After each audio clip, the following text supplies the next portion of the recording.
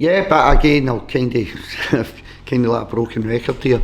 I focus on one game at a time, and I've worked that way because at a club like Livingston, you don't win a lot of games of football in a successful season, never mean an unsuccessful season. So it's important that you try and take every game in isolation. So as much as I'm saying we try and no let the negative energy get to us, also on the flip side of that, you've got to watch with the positive side of it. So it's a great result. I think the players deserve huge credit for it because we didn't start the game well, we went behind, we missed a pen, and I think it would have been really easy there for the players to feel a wee bit sorry for themselves. And you know what, huge credit to them because I thought they really stepped up to the plate, went on and got the win and got us in the hat for got into the next round now. The draw's been taken obviously, so players deserve huge credit.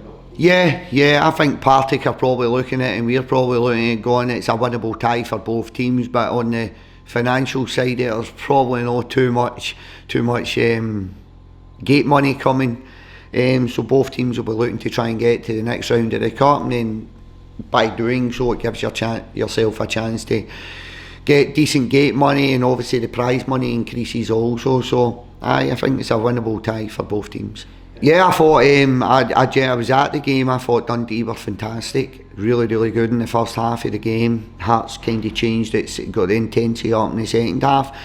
I left it 2 each to be honest, to try and get away for the crowd getting out, and just as I stepped out the third goal went in, but I watched it back this morning. But I think it was a decent game of football.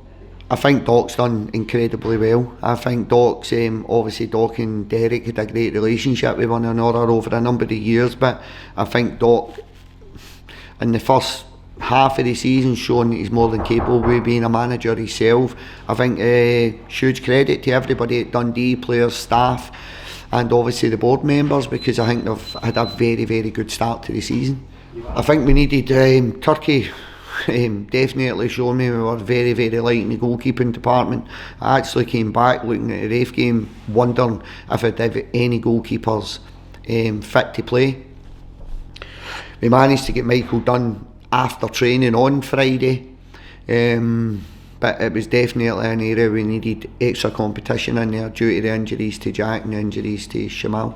I'm not going to lie to you, we've managed to move 5 players on. We're actually in a positive balance in terms of the finances that's released. The money we've spent's been minimal at best, but I'm going to sit here and tell lies. This has been the most active I've been in any window, the amount of players that I'm looking at on a daily basis, and that started from early December, trying to get boys to come in with the finances, the wages on offer, but also with your league positions. It's been difficult. It's been a really difficult window, but I do believe there's more than enough in this club to keep us in the Premier League. The players that are going to make us better are getting opportunities to play with teams higher than the league, maybe chasing top 6, chasing European football.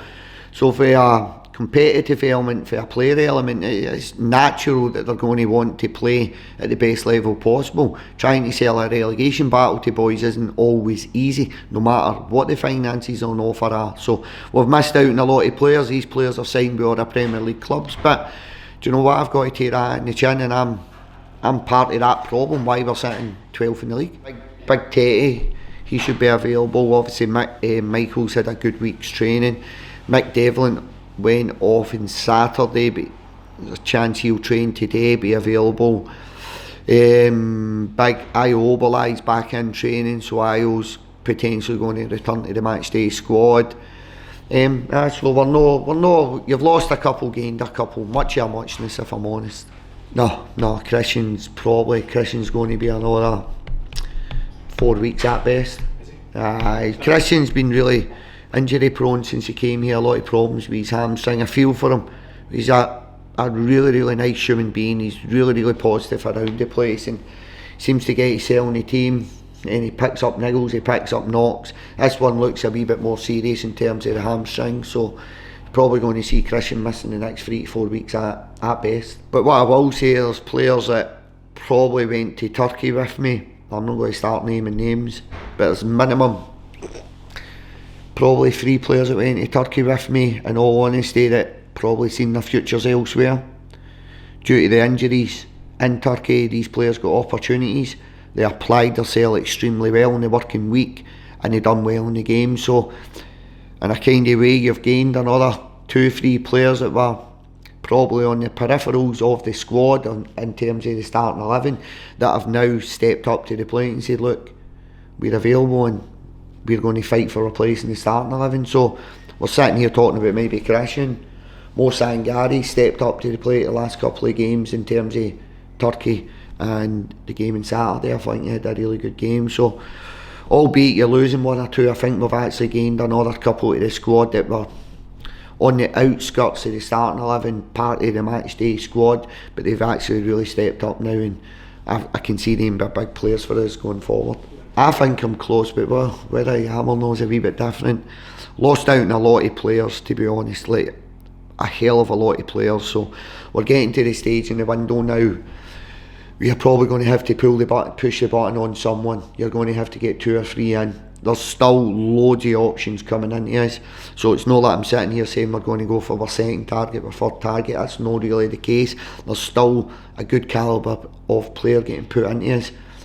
So ideally I would like to bring 3 in, working on 1 as we speak, probably looking for a wee bit of closure on another on Thursday, and then still looking at 4 or 5 options in an offensive area, to be honest. But I'd have probably said to you I was going into the start of the season as a wee bit light in the offensive areas. I think we've brought Big Teddy in, Curtis Guffey stepped up to the plate as well, and Stephen Bradley and Stephen Kelly have been like new signings. Dan Mackay's now back in, injury free.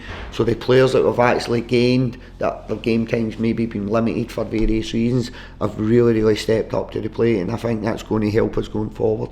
Yeah, I think, see, to be fair, every window you've got your primary positions. Was the goalkeeping one of the primary positions? No. But in the back of my head, was it an area that I'd look to strengthen? Potentially. But kind of forced into that due to the circumstances within Turkey. And to be able to get someone in Michael's quality in the building, not just on the park, off the park. I've had some Zoom calls, spent hours with agents, hours with players, doing stats pack, analyst packs, having Zoom calls, pitching it to the player, and still not got the player. I think I was on the phone to Michael McGovern for 30 seconds. He said, right, Gaffer, I'm ready to go. When like, it was so seamless, it was so effortless, and it was so refreshing. Obviously it probably comes a wee bit with age also. Michael's wanted to go and play football, and nothing about relegation battles, nothing about is he going to play, is he not going to play.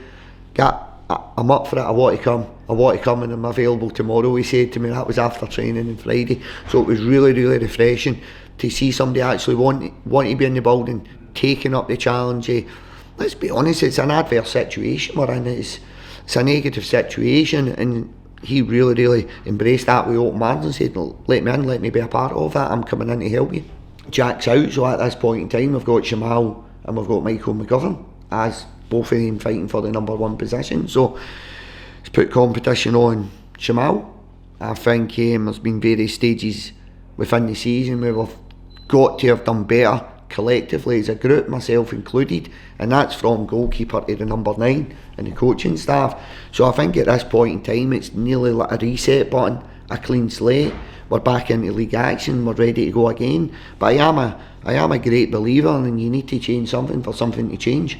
And I know we all know the philosophy of Albert Einstein, we all know that one, keep doing the same things, etc. So it's kind of a clean slate, and everybody in the building now is going to be judging what they do in a match day in the working week, because we've had half a season to prove our credentials and we've not been good enough as a group, not as individuals, as a group.